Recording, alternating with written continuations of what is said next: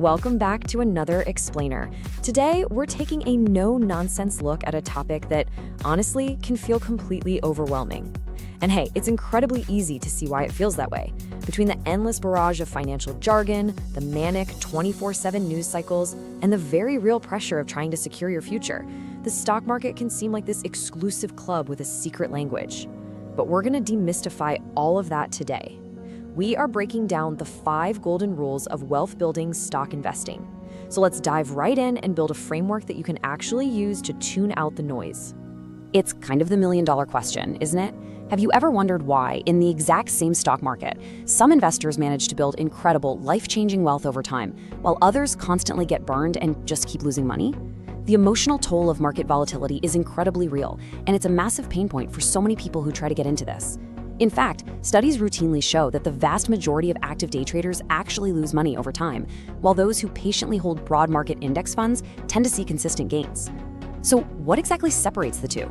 Well, a lot of people think the answer is simply luck. They treat investing like an all-out sprint, desperately hunting for the next hot stock before anyone else discovers it, basically hoping to strike it rich overnight.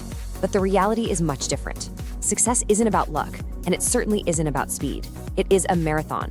It's about a continuous habit of making smart decisions, managing your risk, following a few simple rules, and sticking to them with absolute, unwavering consistency over the course of your life. To get there, we've organized these concepts into a countdown. Let's begin with Phase 1, the foundation, covering Rules 5 and 4. Starting our countdown at number 5. Rule number 5 is this: invest only in what you understand. It sounds simple, right? But you would be amazed at how many people completely ignore this fundamental law. Never ever invest your hard-earned money just because a stranger on social media says a company is a guaranteed rocket ship. That is literally just the fear of missing out, or FOMO, talking. FOMO drives people to throw thousands of dollars at complex biotech firms or speculative tech startups without having the faintest idea what those companies actually do to generate cash.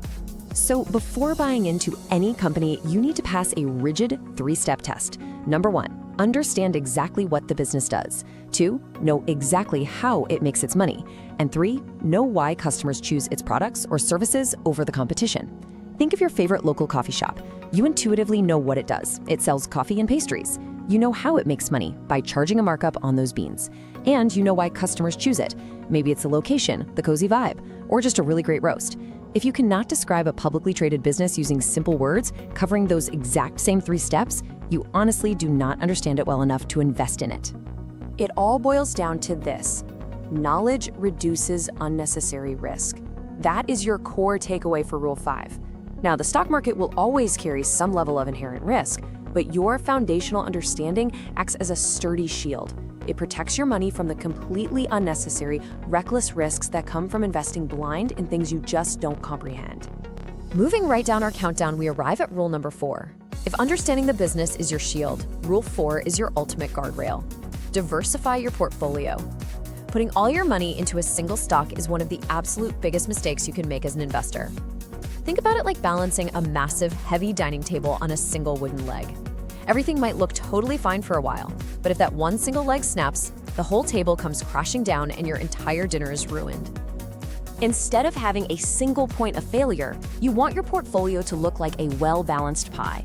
You want a slice invested in different individual companies. You want another slice representing entirely different industries, like having some money in healthcare, some in tech, some in consumer goods. And you even want a slice dedicated to entirely different asset types altogether, like bonds or real estate.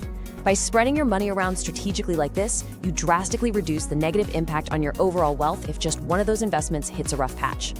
Now, let's be absolutely clear here. Diversification doesn't magically eliminate all risk from the market. Nothing does. Even incredibly great, historically dominant companies face unexpected challenges, sudden leadership changes, or huge global shifts. But what diversification does do is manage that risk effectively. It keeps your portfolio secure and resilient, making sure that a single bad break in one sector doesn't completely wipe out your financial future. Now that our foundation is set, we're entering Phase 2, the mindset, covering Rules 3 and 2. Rule number 3 shifts our focus entirely to how we perceive time. Rule 3 is think long term. Look, the stock market moves up and down every single day based on news, rumors, and global events. If you obsess over those daily movements, you are going to drive yourself crazy. In the modern era, you can check your portfolio app 20 times a day right from your phone. But doing that doesn't make you a better investor. It just drives massive anxiety and severely tempts you to make rash, poorly thought out decisions. Follow this timeline with me to see how zooming out changes literally everything. In year one, you're going to face short-term volatility. It's totally inevitable. But successful investors don't focus on weeks. They focus on years and decades. By year 5, you've allowed enough time for actual business growth and product cycles to play out. By year 10, your investments have had a much better chance to weather and recover from any previous short-term market dips. And by year 20, that is where genuine, compounding, long-term wealth is realized. In fact, looking back historically, over any 20-year rolling period, the broader US stock market has practically never lost money. Trying to predict daily movements leads to terrible decisions. Stretching your timeline out leads to success. Which brings us perfectly to rule number 2, control your emotions. Because when you're staring directly at that short-term volatility we just talked about, your own emotions suddenly become your worst enemy. The stock market is largely driven by 2 incredibly powerful extremes, fear and greed. When prices plummet and the news is screaming about a crash, fear takes over. People let panic dictate their actions, and they sell out of their positions at a massive loss, locking in their failure. Conversely, when prices are surging and everyone at work is bragging about how much money they're making, greed takes the wheel. People buy in at the absolute peak just because they don't want to miss out on the party. Both of these are reactive, entirely emotional, and ultimately terrible decisions. So how do we fight back? Well, successful investors battle those emotional extremes by building systems. Instead of reacting to a sudden drop with fear or a sudden spike with greed, they anchor themselves heavily to their initial research.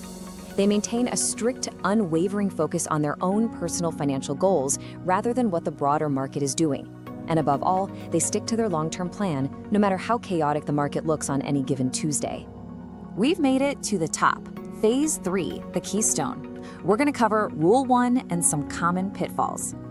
The number 1 rule of successful investing is stay consistent. Seriously, I'll say it again for emphasis. Stay consistent.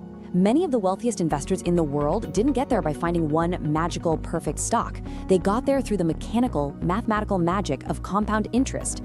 When you consistently add money to the market, over time, your money starts making its own money, and then those earnings start making even more earnings. But that massive wealth-building snowball effect only happens if you are consistently feeding it. Building wealth is a marathon, not a sprint. If you invest regularly, say dedicating a set portion of every single paycheck to your portfolio, and stay patient, allowing time to work in your favor, those small, consistent investments become incredibly powerful over many years. That regular, boring habit is profoundly more effective than exhausting yourself trying to sprint after a quick, lucky win. Before we wrap up, let's quickly hit on common investing mistakes and exactly what not to do. If you can simply avoid these common traps, you are already miles ahead of the pack. Do not chase hot stocks without understanding the business. Do not try to get rich overnight. Never, ever invest money you are going to need to pay rent or bills in the near future. Never ignore diversification. And whatever you do, do not let fear or excitement dictate your financial decisions. Let's bring the focus back. You do not need to possess a crystal ball and predict the future to be highly successful in the market. And you certainly don't need to be the market averages every single year. Your goal isn't securing quick profits, it's building long-term wealth responsibly. You just want to focus purely on continuous learning, meticulously managing your risk, and improving your financial knowledge over the course of your life. Which leaves us with the 3 ultimate pillars for a wealthy future.